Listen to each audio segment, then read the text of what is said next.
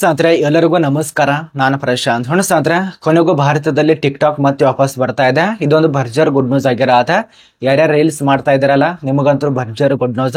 ಯಾರು ವಿಡಿಯೋ ಮಾಡಿ ಅಪ್ಲೋಡ್ ಮಾಡ್ಬೇಕಂತ ಇದಾರಲ್ಲ, ಯಾರು ಫೇಮಸ್ ಆಗ್ಬೇಕಂತ ಇದಾರಲ್ಲ, ನಿಮಗಂತೂ ಖುಷಿ ವಿಚಾರ.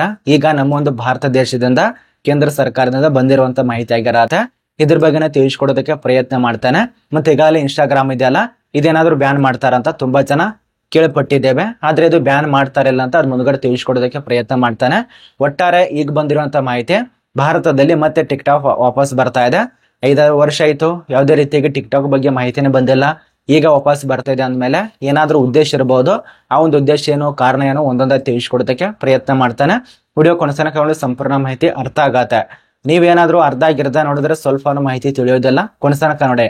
ಮತ್ತೆ ಈ ಒಂದು ಚಾನಲ್ ಅನ್ನ ಯಾರು ಸಬ್ಸ್ಕ್ರೈಬ್ ಮಾಡಿಲ್ಲ, ಉಚಿತವಾಗಿರತ್ತೆ, ಸಬ್ಸ್ಕ್ರೈಬ್ ಮಾಡ್ಕೊಳ್ಳಿ. ಬನ್ನಿ ಸ್ನೇಹಿತರೆ, ಈಗ ಕೇಂದ್ರ ಸರ್ಕಾರದಿಂದ ಬಂದಿರುವಂತ ಮಾಹಿತಿ ಪ್ರಕಾರ ಈಗಾಗಲೇ ಸೋಷಿಯಲ್ ಮೀಡಿಯಾದಲ್ಲಿ ನೋಡಿರ್ಬೋದು.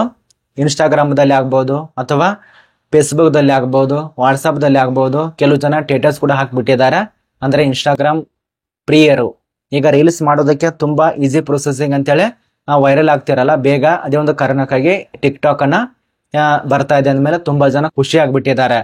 ಏನ್ ರೀಲ್ಸ್ ಮಾಡೋದೇನೋ, ಹಳೆ ರೀಲ್ಸ್ ತೆಗಿಯೋದೇನೋ, ತುಂಬಾ ಜನ ಖುಷಿಯಾಗಿದ್ದಾರೆ. ಇನ್ಸ್ಟಾಗ್ರಾಮ್ಗೆ ಸಂಬಂಧಪಟ್ಟಂತೆ ತುಂಬಾ ಜನ ಖುಷಿ ಸಿಗ್ತಾ ಇಲ್ಲ. ಈಗ ಟಿಕ್ ಟಾಕ್ ಬರ್ಬೇಕಂತೇಳಿ ತುಂಬಾ ಜನ ಕಾಯ್ತಾ ಇದಾರೆ ಆತುರದಿಂದ ಆಲ್ ಇಂಡಿಯಾದವರು. ಈಗ ಅಂತವ್ರಿಗೆ ಒಂದು ಖುಷಿಯ ವಿಚಾರ ಏನಪ್ಪಾ ಅಂದ್ರೆ, ಈಗ ಪ್ರಸ್ತುತದಲ್ಲಿ ನೀವೇನಾದ್ರೂ ಪ್ಲೇ ಸ್ಟೋರ್ ದಲ್ಲಿ ಹೋಗಿ ಟಿಕ್ ಟಾಕ್ ಅನ್ನ ಸರ್ಚ್ ಮಾಡಿದ್ರೆ ಬರೋದಿಲ್ಲ. ಟಿಕ್ ಟಾಕ್ ಅವೈಲೇಬಲ್ ಇಲ್ಲ ಅಂತ ಹೇಳಿ ಒಂದು ಆಪ್ಷನ್ ಹೇಳುತ್ತೆ. ಅವರು ಪ್ರತಿಯೊಂದು ಮೇಲ್ಗಡೆ ಹೆಡ್ನಲ್ಲಿ ಕೊಟ್ಟು ಬರ್ತಾರೆ. ಈಗ ಬಂದಿರುವಂತ ಮಾಹಿತಿ ಏನಪ್ಪಾ ಅಂದ್ರೆ, ಈ ರೀತಿಯಾಗಿ ಚೀನಾದೊಂದಿಗೆ ನಮ್ಮ ಒಂದು ಭಾರತ ಒಪ್ಪಂದ ಮಾಡಿಕೊಂಡಿದೆ. ಈ ರೀತಿಯಾಗಿ ಈಗ ಭಾರತದಲ್ಲಿ ಇದೇ ಒಂದು ತಿಳಿನಲ್ಲಿ ಟಿಕ್ ಟಾಕ್ ಬರ್ತಾ ಇದೆ ಅಂತೇಳಿ ನ್ಯೂಸ್ ಹರಿದಾಡ್ತಾ ಇದೆ. ಇದು 100% ಫೇಕ್ ಆಗಿರತ್ತೆ. ಅರ್ಥ ಆಗ್ತಿದೆ ಅಂತ ಅನ್ಕೋತೀವಿ. 100% ಇದು ಫೇಕ್ ನ್ಯೂಸ್ ಆಗಿರತ್ತೆ. ಯಾರು ಕೂಡ ಇಂಥ ನ್ಯೂಸ್ ಅನ್ನ ನಂಬಬೇಡಿ. ಇಂಥ ಒಂದು ನ್ಯೂಸ್ ಅನ್ನ ನಂಬಿ ನೀವು ಸುಮ್ಮನೆ ಟೈಮ್ ವೇಸ್ಟ್ ಮಾಡಕ್ ಹೋಗ್ಬೇಡಿ.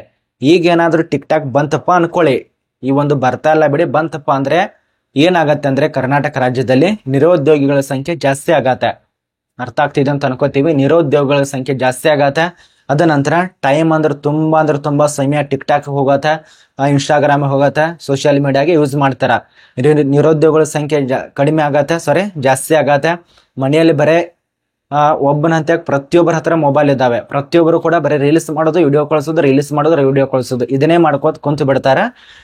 ಹಿಂಗಾದ್ರೆ ಕೆಲಸನ ಆಗೋದಿಲ್ಲ, ಈ ಕಡೆ ಮನೇನೂ ನಡೆಯೋದಿಲ್ಲ, ಪೂರ್ತಿಯಾಗಿ ಬೀದಿ ಬರುವಂತ ಪರಿಸ್ಥಿತಿ ಬರತ್ತೆ. ನಮ್ಮ ಒಂದು ದೇಶ ನಂಬರ್ 1 ಸ್ಥಾನದಲ್ಲಿ ಟೈಮ್ ವೇಸ್ಟ್ದಲ್ಲಿ ಬಂದ್ಬಿಡತ್ತೆ.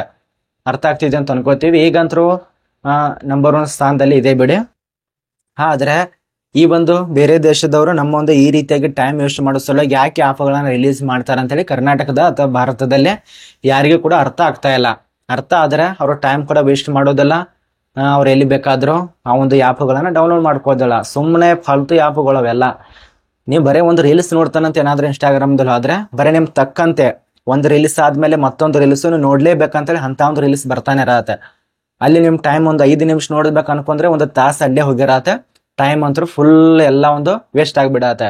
ಅರ್ಥ ಆಗ್ತಿದೆ ಅಂತ ಅನ್ಕೋತೀವಿ. ಆದ ಕಾರಣ ಈ ಒಂದು ಭಾರತಕ್ಕೆ ಟಿಕ್ ಟಾಕ್ ಬರೋದಿಲ್ಲ ಮತ್ತು ಬರೋದಕ್ಕೆ ಬಿಡೋದೇ ಇಲ್ಲ ನರೇಂದ್ರ ಮೋದಿ ಅವರು. ಬತ್ತಂದ್ರೆ ಮುಗಿಯಿತು, ಬರೀ ಟೈಮ್ ಅಷ್ಟು, ಬರೀ ರೀಲ್ಸು. ರೀಲ್ಸ್ಗಾಗಿ ಮೊಬೈಲ್ ತಂದು ಕೊಡೋದು, ತಂದೆ ತಾಯಿನೇ ಬಡಿಯೋದು, ತಂದೆ ತಾಯಿಗಳನ್ನ ಕೊಲೆ ಮಾಡೋದು ಮಕ್ಕಳು ಮಾಡಿದ್ದಾರೆ ಟಿಕ್ ಟಾಕ್ ಬಂದಾಗ. ಅದನ್ನೆಲ್ಲ ಇಟ್ಟುಕೊಂಡು ಅದ ನಂತರ ಟಿಕ್ ಟಾಕ್ ಬಂದ ತಕ್ಷಣ ಸಣ್ಣ ಮಕ್ಕಳು 18 ವರ್ಷದ ಒಳಗಿನ ಮಕ್ಕಳಿಗೆ ಕೂಡ ಅಡಲ್ಟ್ ಕಂಟೆಂಟ್ಗಳು ಇರ್ತಾವಲ್ಲ, ಅದನ್ನ ಕಳಿಸ್ಕೊಡ್ತಾರೆ. ಅವೆಲ್ಲ ನೋಡ್ಕೊಂಡು ಅದು ರೀಲ್ಸ್ ಚಾಲೂ ಮಾಡಿಬಿಟ್ಟಿರ್ತವೆ. ಮಕ್ಕಳು ಶಾಲೆಯನ್ನ ಕಲಿಯೋದು ಬಿಟ್ಟು ರೀಲ್ಸ್ ಮಾಡೋದಕ್ಕೆ ಸ್ಟಾರ್ಟ್ ಮಾಡಿದ್ರೆ ಮುಗಿಯುತ್ತೆ. ನಮ್ಮ ಒಂದು ದೇಶ ಎಷ್ಟು ಉದ್ಧಾರ ಆಗ್ಬೋದು ನೀವೇ ವಿಚಾರ ಮಾಡಿ.